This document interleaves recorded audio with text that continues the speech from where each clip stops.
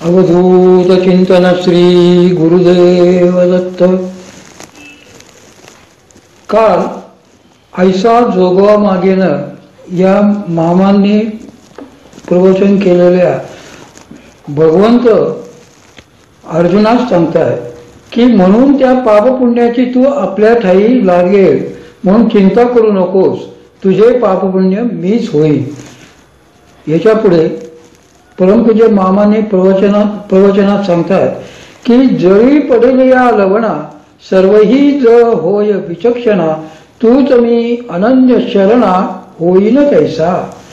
तेथ सर्व बंद लक्षणे पापे उरावे दुजेपणे, ते माझा बोधी वायाने होऊन जाईन। येतुलेनी आपैसया सुटलाची आहासी धनंजया, घेई मज प्रकाशोनिया सोडविन तू ते।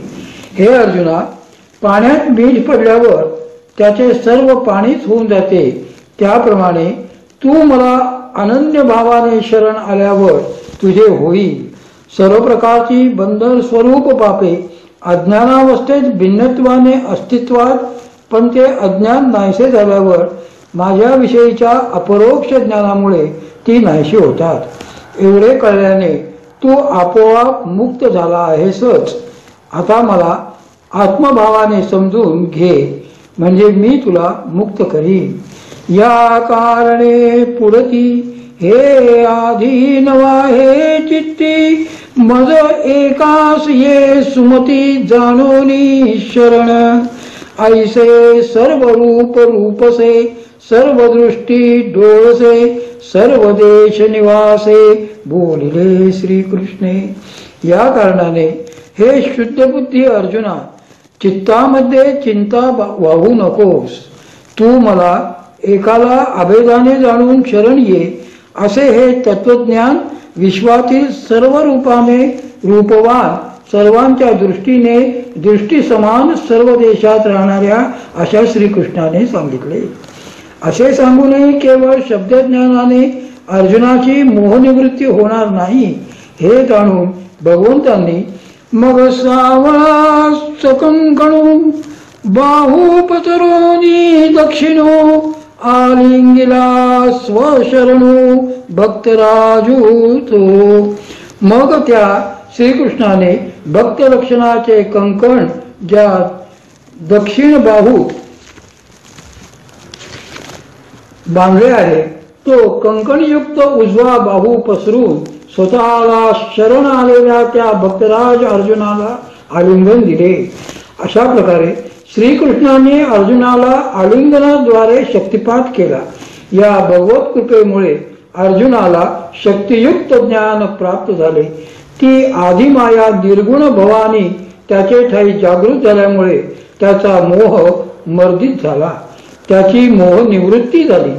भावार्थ रामायणात बालकांडातील 11व्या अध्यायात विश्वामित्र वसिष्ठांना सांगतात, हे वसिष्ठ महाभाग ब्रह्मपुत्र महामुने, गुरुत्वं शक्तिपातेन तत्क्षणादेव दर्शितम्। यावर श्री एकनाथ महाराजांनीच सुरेख टीका केली आहे। तुझ्या गुरुत्वाचे वर्म मिथ्या देहादी इंद्रिय कर्म, शिष्य होय पूर्ण ब्रह्म ते समाधी परम श्रीरामी। शक्तिपाते शिष्योत्तमा पावविले न करिता श्रमा, हे तुझ्या गुरुत्वाची गरिमा अगाध महिमा तिन्ही लोकी। मग वसिष्ठांनी श्रीरामांना शक्तिपाताने प्राप्त झालेल्या प्रगाढ समाधीतून प्रबोधित करण्यासाठी ऐसे जाणून या पूर्ण, तेव्हा वसिष्ठ आपण मुशुशुग्नानाडी प्रवेशो न करी प्रबोधन श्रीराम। आणि अशा प्रकारे श्रीराम प्रबोधित झाले। शक्तिपाताने मोहनिवृत्ती होऊन गुरुकृपेमुळे शक्तियुक्त ब्रह्मज्ञान प्राप्त झाल्यावर निर्विकल्पावस्था कशी प्राप्त होते, हे या वर्णनावरून चांगले स्पष्ट होते। श्री दुर्गा सप्तशतीमध्ये महिषासुर वधाची जी कथा आली आहे ती विशेष लक्षात घेण्यासारखी आहे। भगवतीने महिष ठार मारला, पण असुर हा शरण आला हे लक्षणीय आहे. याचे रहस्य माऊलींनी 12व्या अध्यायात खुबीने विशद करून सांगितले आहे. माऊली म्हणतात, प्राणशक्ती चामुंडे प्रहारुनी संकल्प मेंढे मनोमहिषाचे मुंडे दिरली बळी. प्राणशक्ती चामुंडा देवी पुढे संकल्परूपी मेंढा मारून तिला मनोरूपी महिषाचे मुंडके बळी दिले. म्हणजे मनाच्या संकल्प विकल्पांची निवृत्ती झाली. अशी ही मोह निवृत्तीसाठी प्रगटलेली भगवती आदिशक्ती आणखी काय करते, कशासाठी प्रगटली व पावली, हे श्री एकनाथ महाराज पहिल्या कडव्याच्या 2ऱ्या चरणात सांगतात. त्रिविध तापाची करावया झाडणी, त्रिविध तापाची करावया झाडणी, भक्ता लागोनी लागोनी पावसी निर्वाणी, ऐसा जोगवा जोगवा जोगवा मागेन. आता हे त्रिविध ताप कोणते, तर आध्यात्मिक, आधिदैविक व आधिभौतिक हे त्रिविध ताप संसार दुःखामुळे व या तापत्रयामुळे जो पोळला जातो व विरक्त होतो त्याला परमार्थ मार्गाचा अधिकार प्राप्त होतो असे संत वचन आहे. या त्रिविध तापांची लक्षणे अशी आहेत. देहेंद्रिय मना प्राणै सुखम दुःखम यदाप्यते इममाध्यात्मिकं तापम विजानी आदिदेहिनाम. हे आध्यात्मिक तापाचे लक्षण आहे. सर्वभूतेर्देह योगात सुख दुःखम पद यदाप्यते द्वितीयं तं विजानीयात संतापंचाधिभौतिकम. हा झाला आधिभौतिक ताप. आणि आधिदैविक तापाचे लक्षण पुढील प्रमाणे सांगितले आहे. शुभाशुंभे कर्म मिश्र देहांते यमयातना स्वर्नरकादिभोक्तव्यं विदं विद्यादिदैवकम. दासबोधामध्ये 3ऱ्या दशकातील 6, 7 व 8 या समासात श्री समर्थांनी या त्रिविध तापांचे उत्तम विवरण केले आहे. श्री समर्थ म्हणतात, देह इंद्रिये आणि प्राण याचे नियोगे आपण सुख दुःख शिने जाण या नाव आध्यात्मिक. देहास होणारे सर्व रोग जसे खरूच, कांजण्या, नारू, मूळव्याध, गालफुगी इत्यादी इत्यादी हे आध्यात्मिक ताप या सदरात मोडतात. श्री समर्थ सांगतात, नाना चिंतेची काजळी नाना दुःखे चित्तपोळी व्याधी वाचून तळमळी या नाव आध्यात्मिक. वृद्धपणीच्या आपदा नाना रोग होती सदा देह क्षीण सर्वदा या नाव आध्यात्मिक. नाना व्याधी नाना दुःखे नाना भोग नाना खांडके प्राणी तळमळी शोके या नाव आध्यात्मिक. असा हा आध्यात्मिक ताप सांगता सरणार नाही, इतकी याद्वारे दुःख प्राप्ती आहे. आता आधिभौतिक ताप कसा ते सांगतात. सर्वभूतांचे संयोगे सुख दुःख उपदो लागे तापोताप मन भंगे या नावादी भौतिक.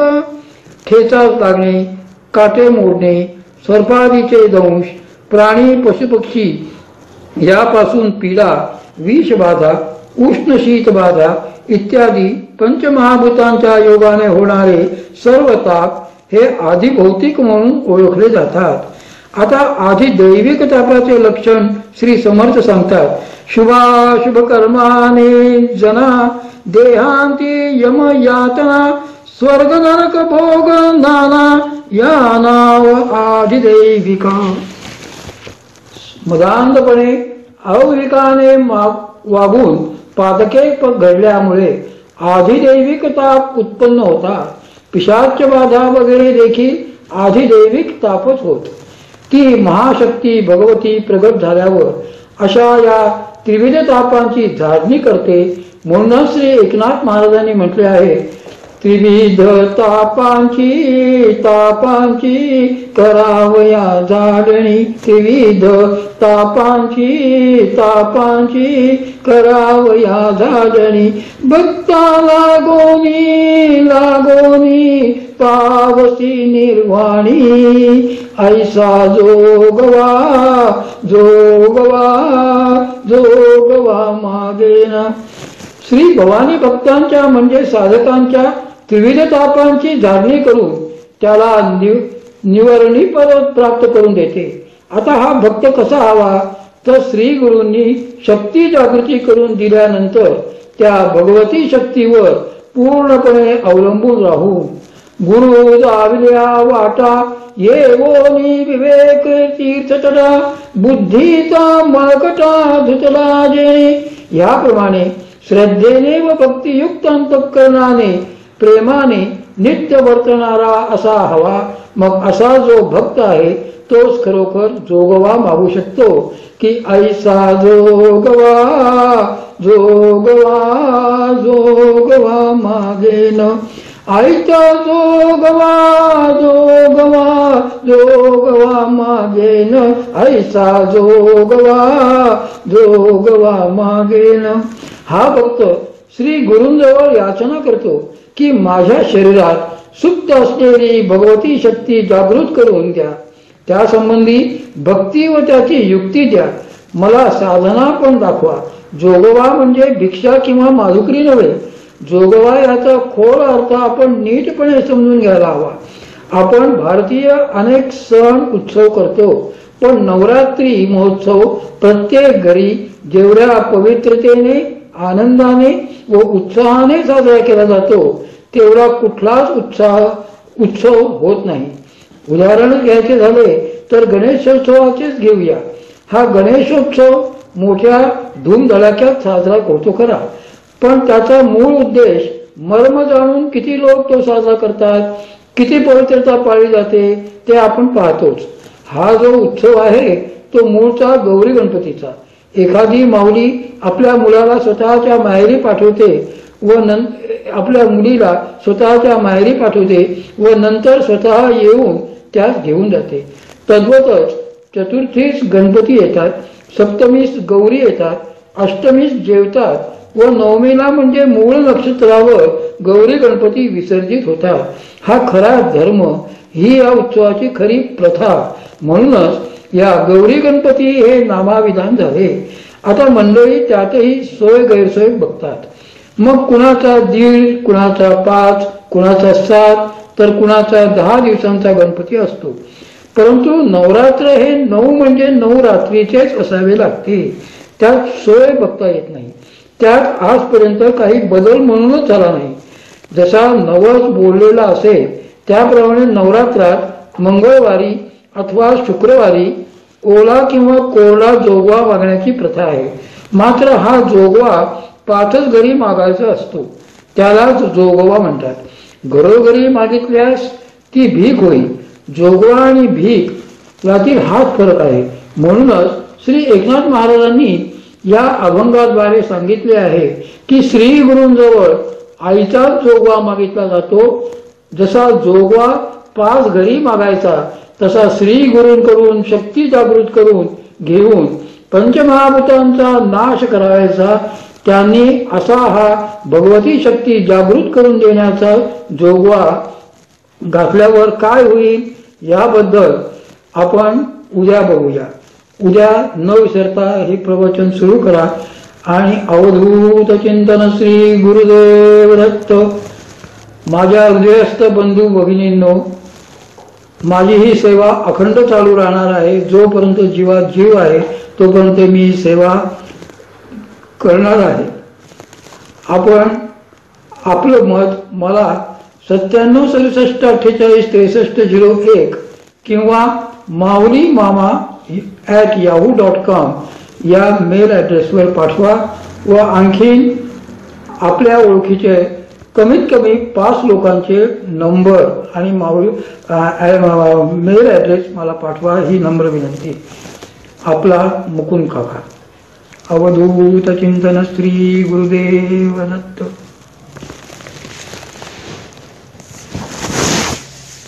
56, 57, 58 काय झालं हे?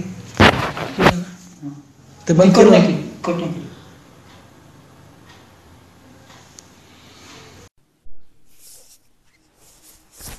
अवधूत चिंतन श्री गुरुदेव दत्त. माझ्या हृदयस्थ सर्व बंधू भगिनी आणि इतर सर्व इंटरेस्टेड लोकांना मी आवाहन करतो की मी ही जी माझ्या सद्गुरूंची सेवा सुरू केली आहे, तर आज मला अनुग्रह घेऊन जवळजवळ 32 वर्ष झाले आणि ही संकल्पना बरेच वर्षापासून माझ्या डोक्यात होती की माझ्या सद्गुरूंची प्रवचनं आपल्यापर्यंत पोहोचावीत, यासाठी मी ही सेवा सुरू केली आहे. कृपया आपणा सर्वांना विनंती आहे की आपण आपले ईमेल ॲड्रेस आणि फोन नंबर मला 9767484301 किंवा mauliMama@yahoo.com याच्यावर मेल करा. म्हणजे मग ईमेल व्हिडिओ शूटिंग करून तुम्हाला मी ही प्रवचनं पाठवण्याचा माझा मानस आहे. तर माझ्या विनंतीला मान द्यावा आणि माझ्याकरता प्लीज प्लीज प्लीज आपला व आपल्या 2 मित्रांचे फोन नंबर आणि ईमेल ॲड्रेस कळवावा ही नम्र विनंती. आपला अकोलकर.